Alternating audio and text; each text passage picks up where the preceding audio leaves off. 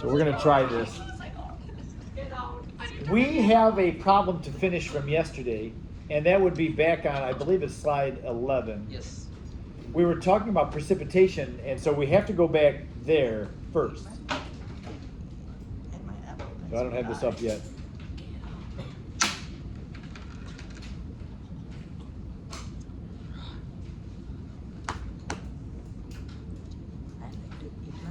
This is where we were yesterday. We had a mixture of two ionic compounds, ammonium phosphate and copper 1 sulfate, and there's a precipitation that happens when those are mixed together. Over the last few days, we've learned that you have a solubility rule list that you can use, and you should know it well enough to be able to determine where or when you're going to have an insoluble product made.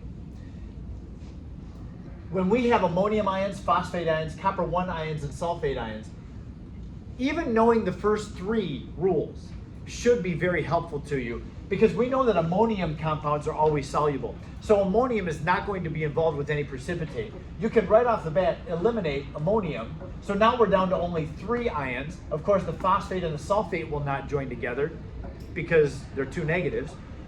The copper and the sulfate won't join together because it was already in the form of a solution, so that's, we know, is soluble. So the only possible option would be copper with phosphate. So just knowing that ammonium is always soluble, that pretty much limits our choices to just one possible precipitate. And so you can, without memorizing all 6, the first 3, I think, would be all you need to know. You can reason out what's going to be a precipitate if you just know the first 3 solubility. So we had to write a net ionic equation for the precipitation of copper 1 phosphate. It looked like that. And then we came up with how many moles of each. And we needed to determine how many grams of the precipitate were made. That's what part B is asking for. How many grams of the precipitate get made? Now to do that, we need to know which one is the limiting reactant. So we determined yesterday, I think this is as far as we got yesterday, that phosphate is limiting. We know that because if you take the moles of copper and divide by 3, take the moles of phosphate and divide by 1, the phosphate is the lower number. So that one runs out. That's what we use to determine how many grams of the copper phosphate get made. So this part is just straightforward stoichiometry, where we're taking the initial amount of phosphate, 0.025 moles of PO4, convert to moles, and we're already in moles, so don't try to use the molar mass of phosphate and convert to mole. We're already in moles. So just go right to the coefficient ratio. You see it's a 1-to-1 ratio between those two, so it's 1 mole of Cu3PO4 for every 1 mole of phosphate. Then we need the molar mass to get into grams of copper phosphate, and that would be 285.8. Did we do that yesterday? We didn't get that far, did we?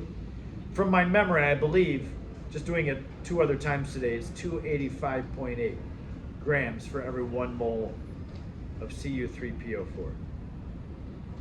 So we just went from moles of that to moles of that to answer part B.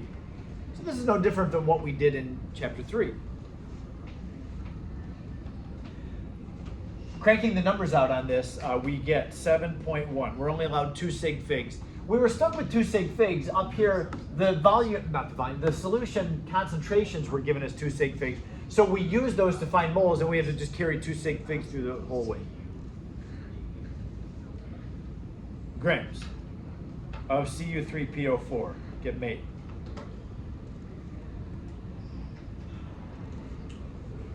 So that was part B, find the mass of precipitate.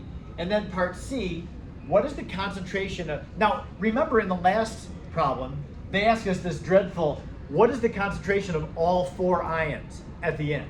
After the precipitation reaction, what's going on in the solution now? So we had to find 4 different answers. In this one, the question is gentler. It only asks for 1 final concentration, and that would be the excess ion. We know that phosphate was the limiting reagent. That makes copper 1 the excess reagent. So we're going to go with this. just like I did yesterday. If you remember, the precipitate was up here was iron hydroxide. So the iron's concentration went down because some of it got tied up in precipitate, and then the hydroxide's ion concentration went down. So when we calculated those ion concentrations, we had to take the number of moles that we started with minus the number of moles that reacted. Now, hydroxide was the limiting reactant, so that became 0 at the end. It was all used up. But the iron in yesterday's example was the excess reagent, so we didn't end up with 0. We started with 0.02 moles. We only used 0.01, and so we were able to come up with the final concentration. That's what we have to do with the copper. The excess reactant, you have to figure out how much we started with, which we already know. We have 0.08. But you know what? If you need to refer back to this, I want you to have this.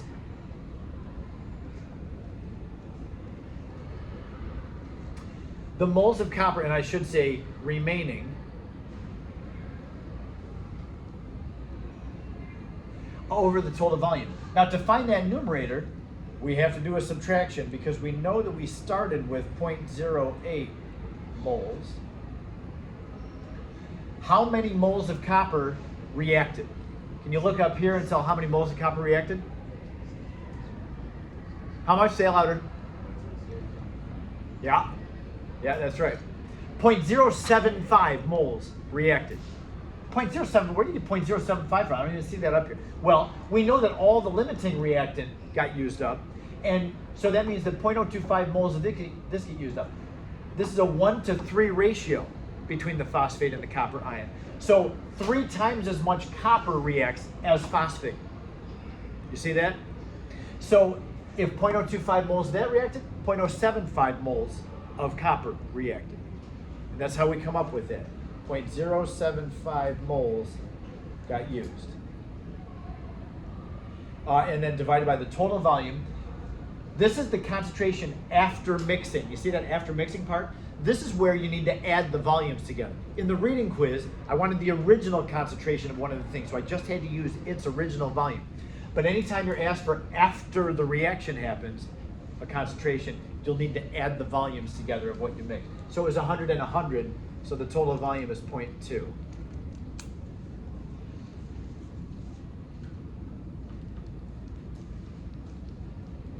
Okay, so now when we do this subtraction, we're only going to get 1 sig fig. Olivia, that's okay. Wondering how you got the 0.808.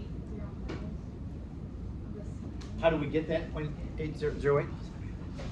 We got that actually yesterday. I hadn't mentioned how we got that today. But if you remember, I don't have it written down.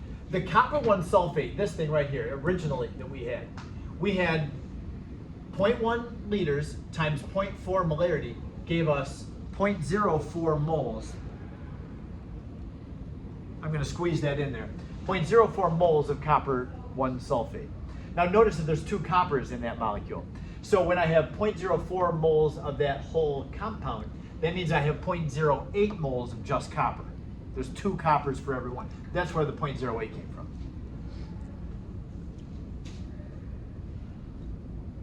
Yes? Where'd you get the 0.75? Yeah, the 0.075 came from a stoichiometry. We know that all of the limiting reactant gets used up. So to find how much of anything else reacts, you have to start with the limiting reactant because you know all that got used up. So I had 0.08, but I don't know how much of it got reacted. But I do know that all 0.025 moles of this got reacted. And since it's a 1-to-3 ratio, for every mole of this that reacts, 3 moles of that reacts. So if I have 0.025 moles that I used, 3 times that many moles of that. That's where I got that number from. Okay? Yeah, and thank you for asking that. Don't feel bad like you're slowing the class down. If you need a replay on something, just ask. It's okay. Yes, Miss? How did you say you got the 0.2 liters again? Oh, because I wanted to know what the concentration was after the solutions got mixed together, after the precipitation. Yeah, 100 and 100.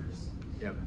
So that's what I was saying. Anytime a question asks, what is the final concentration, you need to add all the volumes together of whatever got mixed. Okay? So,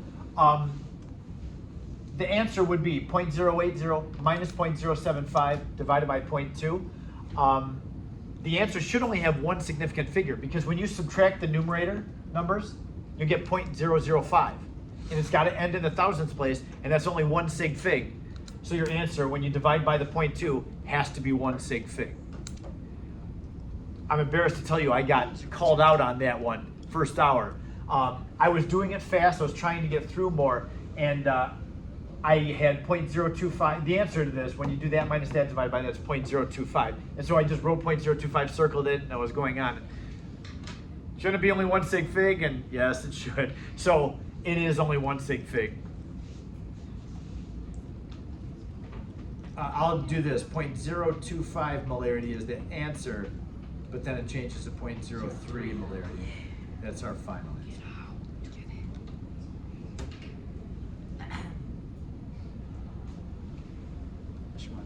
I know everything now. If you give me the reading quiz again, I could have gotten 100. I don't know everything. I'll just give you the 100 then. I should. No. I mean, give me half of that. We already did this one. I had deleted accidentally all the work that we did, but this was the first example with precipitation that we did yesterday. So that takes care of all the precipitation examples that I had for you. I do want to challenge all of you though. Take my advice on this, because you'll be so glad that you do this. Try all the precipitation problems this week. And this weekend. Because next week we're getting into acid and base. We're going to really focus on that. We're going to have a lab.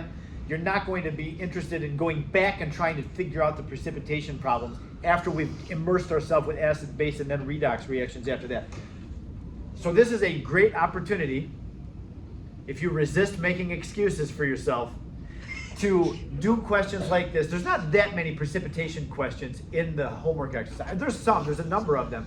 But then there's a whole bunch of acid-base questions. So get doing these.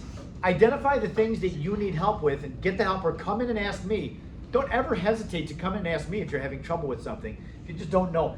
Like those whole, what is the concentration after the reaction happens? That's not easy. And when you see the teacher doing it, it looks, oh, that's so easy. But then you are stuck on your own doing it. Oh man, what did he do? I try to be very specific in what I wrote down, but it still may not make sense. So try those this weekend. So we move on now to acid-base chemistry. On Monday, we'll start the experiment. We'll have an acid-base experiment. It will be a lab write-up. It'll be due on Wednesday night before midnight. I'm not sure how much time we'll have on Monday to begin the lab part, because there are some things. I'm not even going to get to the stoichiometry until Monday. But I think now that you've done the reading assignment, the stoichiometry is not. It's just more of the same. Same thing as precipitation reactions. We'll see a few. All right, so as an introduction to acids and bases, I do want to mention that our understanding, our meaning the world of science, understanding of acids and bases has evolved. As every piece of knowledge has evolved, and every component of science over time. When chemistry was just in its infancy, there was a guy named Svante Arrhenius. He lived in the 1800s, and I would say chemistry was still a baby in the 1800s. Arrhenius was Swedish, I think, really brilliant chemist. He didn't just work with acids and bases. We're going to see there's something called the Arrhenius equation in a totally unrelated topic later on this year, something involving kinetics, like how fast reactions happen. Arrhenius was a very broad researching scientist. So he came up with the first definition that we have of what acids and bases are. It has evolved, not by Arrhenius. He died, and then people realized, there are some things that are bases that don't fit the Arrhenius definition, so they had to revise the definition of it. But according to Arrhenius, this is what we're going to use. It's a simplified definition. It's correct, it's just not all-encompassing. So according to Arrhenius, any compound that has a hydrogen that you put into water and the compound releases a hydrogen, any number of hydrogens, that makes it an acid.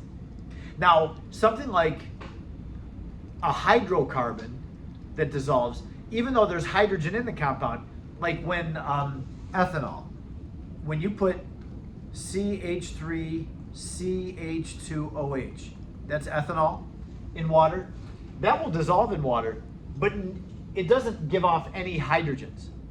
So that's not considered an acid. So Arrhenius didn't say, hey, anything that has hydrogen is an acid.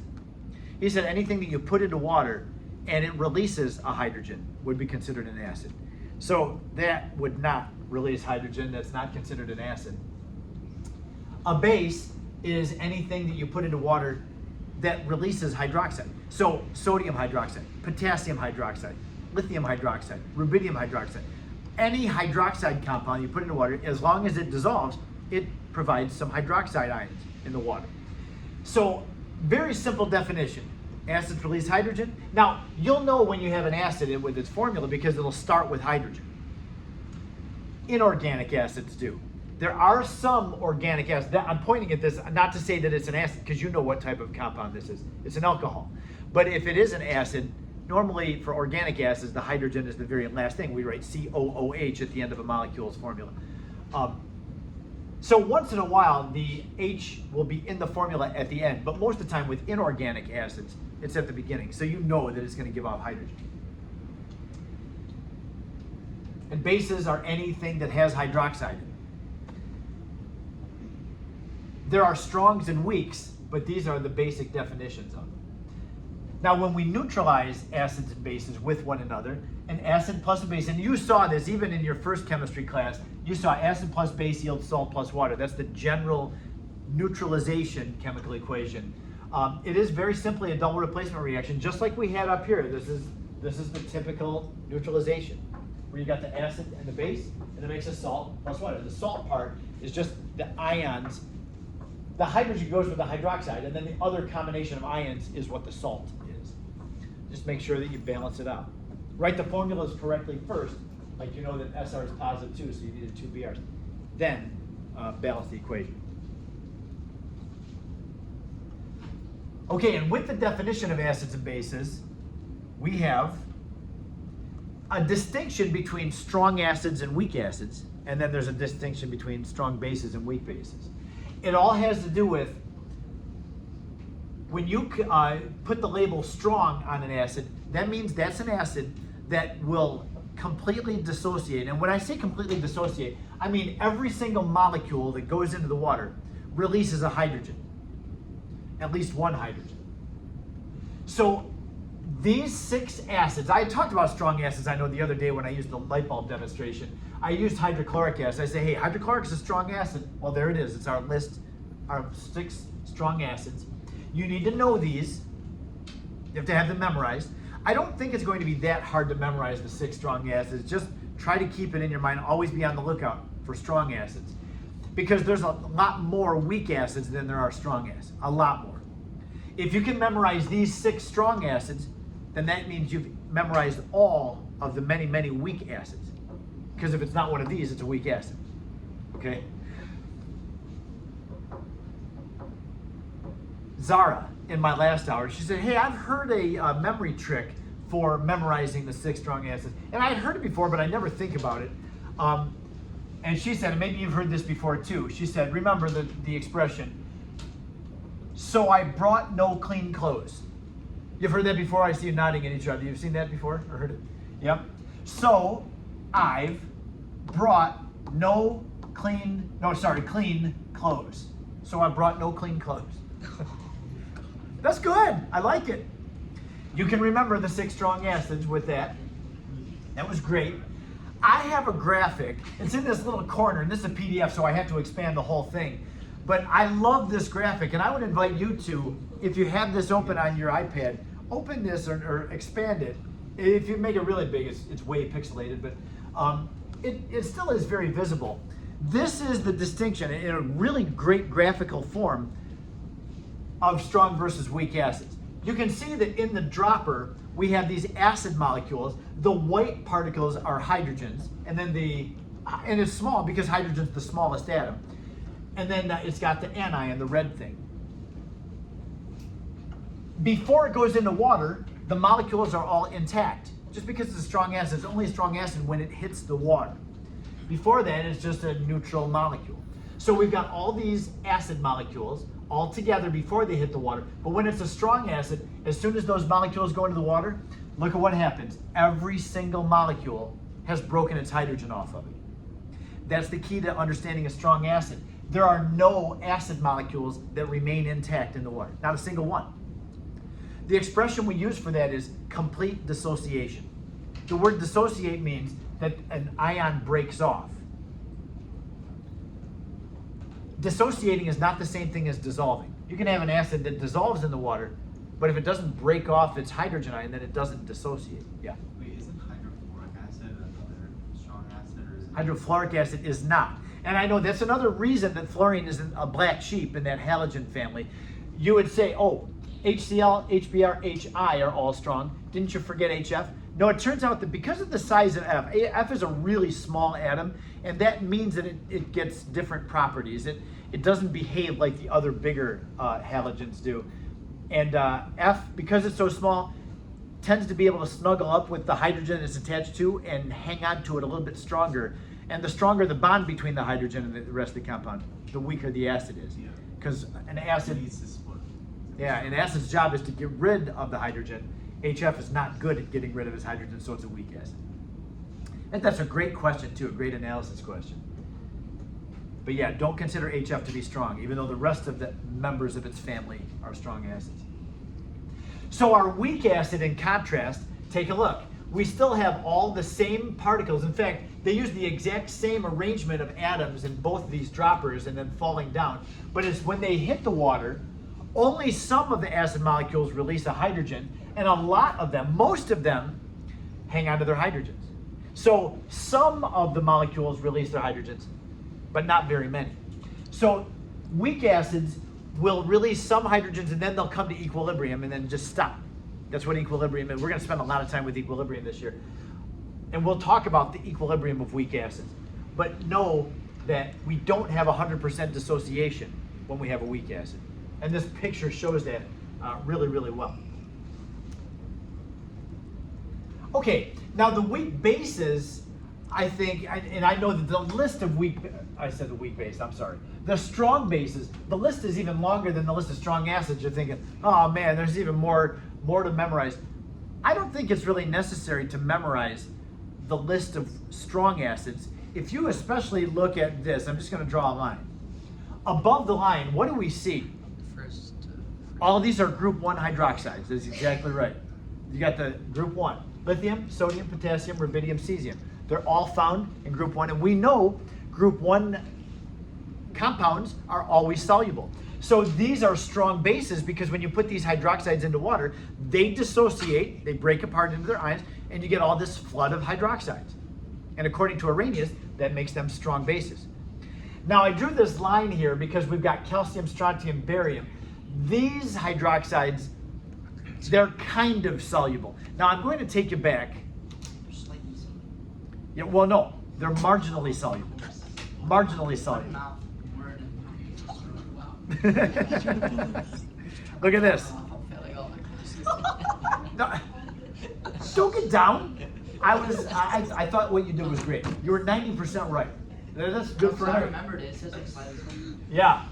Most hydroxides are, the Zumdals use the term slightly soluble. I'll call them insoluble because they barely dissolve at all. However, look at what we have here. The bigger group 2 hydroxides, barium, strontium, calcium.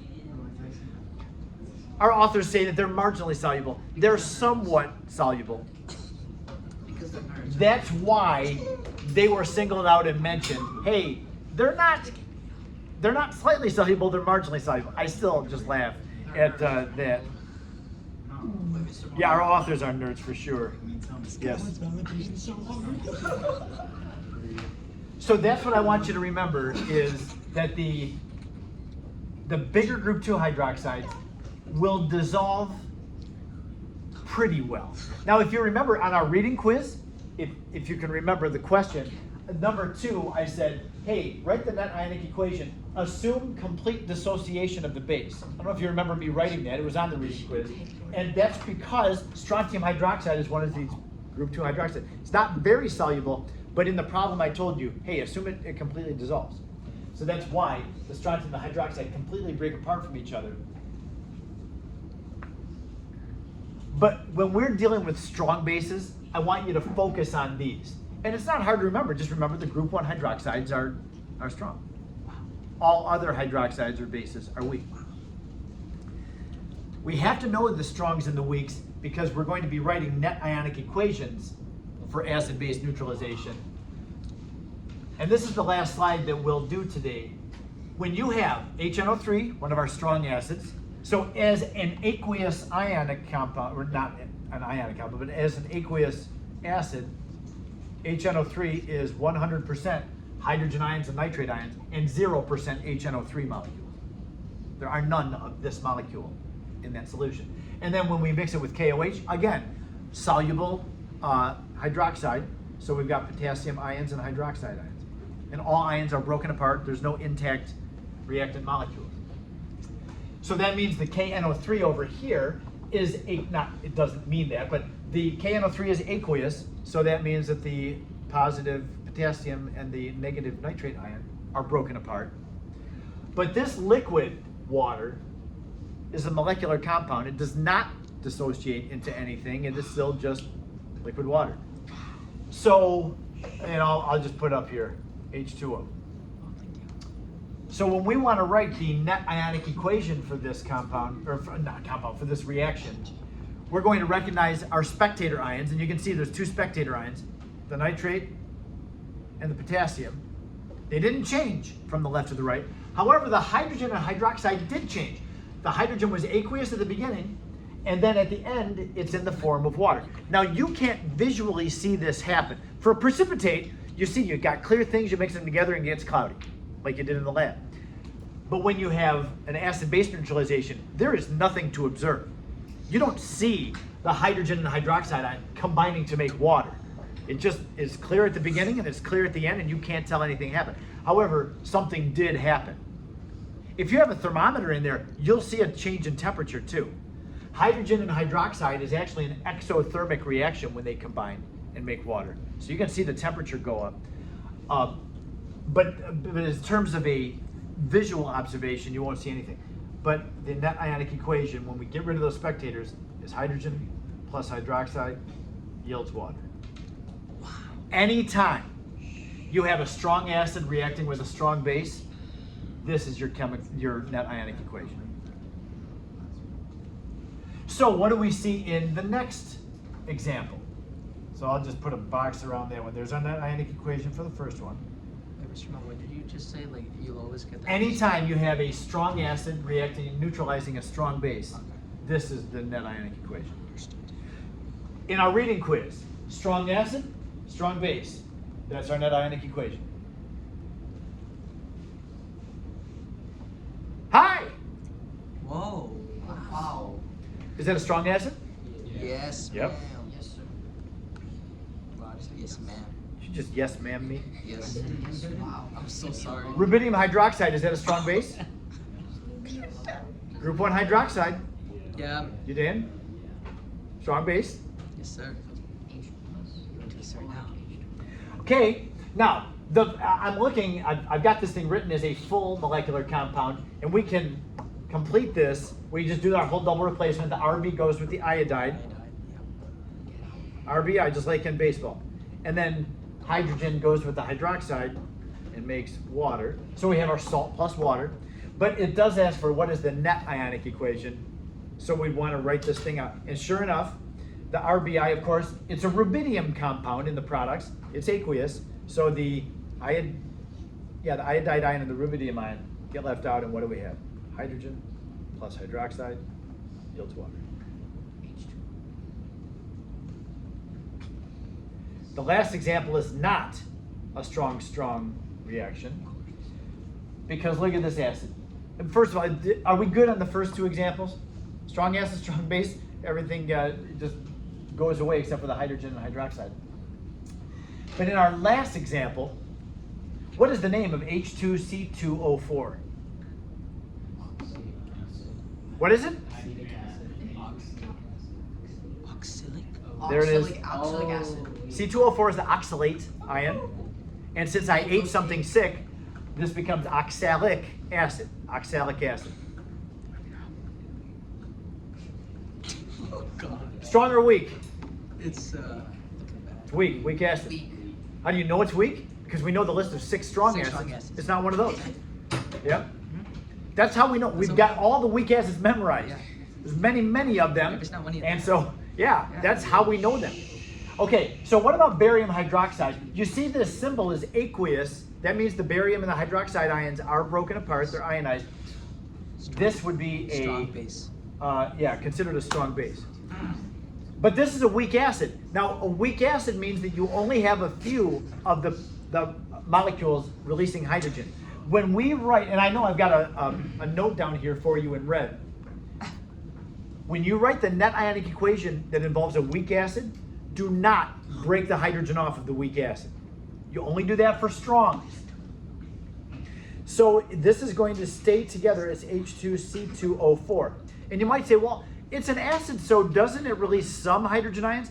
Yes, but for most weak acids, you've got way more intact molecules than ones that have dissociated and released a hydrogen. Abhinav? I thought in the textbook it said like OH had such a strong affinity for protons it like rips off the H. It does. This reaction does happen, but the H2C2O4 at the beginning of the reaction by itself, I'm talking about the beginning of the reaction, it hangs on to its hydrogen. Where this is not true. This is hydrogen ions and iodide ions reacting with this, but this is not hydrogen ions and oxalate ions. These are all together at first. That's the distinction. So yeah, over here we've got barium hydroxide. You see that it's aqueous, so that means that there's barium ions and hydroxide ions. I'll put the 2 in front of it, I guess, because we'll need that at the end. So when this thing reacts, it does react, and this is just what you said. When you read the book last night, it said hydroxide ions really have an attraction for hydrogen. So even though the hydrogen is stuck right now on that weak acid, the hydroxide is going to rip it off. And it'll take all the hydrogens that it can get. So since there's 2 hydrogens on there, both get pulled off by the hydroxides. So we're going to make water. Then the other product is barium and oxalate. Now I will mention that barium oxalate is a product here and then water. So when we're writing the full molecular equation, you got the salt plus water. We don't know anything about the solubility of oxalate, so I wouldn't put that on a quiz, or otherwise I would tell you, hey, oxalates are always soluble, or barium oxalate is soluble. But I'll just tell you that it is soluble. So that means that the barium ion and the oxalate ion are broken apart.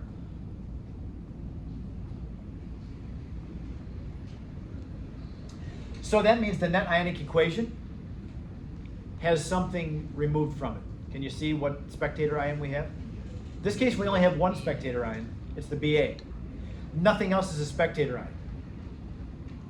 Because everything else that I didn't cross out changes. The hydrogen originally was attached to the oxalate, but then it got ripped off and made into water. The hydroxide was originally free, but it got attached to the hydrogen and is in the water. So everything changed except for the barium. The oxalate was attached to hydrogen and now it's not, so it changed. So the net ionic equation for this reaction would be H2C2O4 plus the 2 hydroxides. And of course there's 2 hydrogens for the 2 hydroxides, so we're gonna make 2 waters. And then oxalate ion. This is our net ionic equation for the last one. So this is different because when you have a weak acid, you don't immediately break the hydrogen off. It stays intact as a reactant. And so it should be all written together in the net ionic equation.